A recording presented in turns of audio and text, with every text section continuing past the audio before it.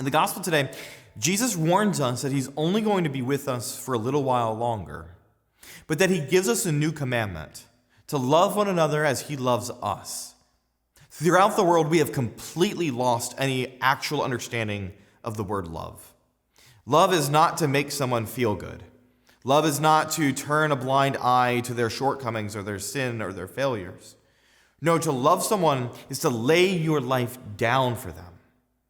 Right? If Christ says to you, I want you to love someone else the way that I've loved you, there's a reminder that the way that Christ loved you was by dying on the cross for you. And so we're called to love in the same way. Remember, throughout the scriptures, how does Christ love? He calls people away from a life of sin. He flips the money changers' tables in the temple. He calls the Pharisees and the scribes broods of vipers. He calls Simon Peter Satan because Simon doesn't want him to go through his cross and his death and his suffering.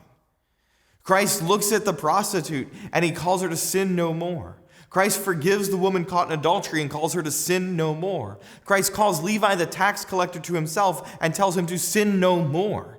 Love demands of us a response. Love is challenging because if I love you authentically and I call you on to greatness, you might reject me. But that's exactly what Christ has called me to. And that's exactly what Christ calls you to love as he loves, laying your life down in sacrifice for the good of the other, and calling them to a life of virtue, because it's in their virtue that they will actually find joy. Sometimes love is hard and tough, but sometimes I need to be loved in that way because I've fallen out of grace and I need someone to shake me awake again, that I can see clearly, though uncomfortable it might be, to be corrected. Sometimes I need someone to love me, to call me out of my sin, to call me back to that life of virtue where I meet Jesus and I find my joy.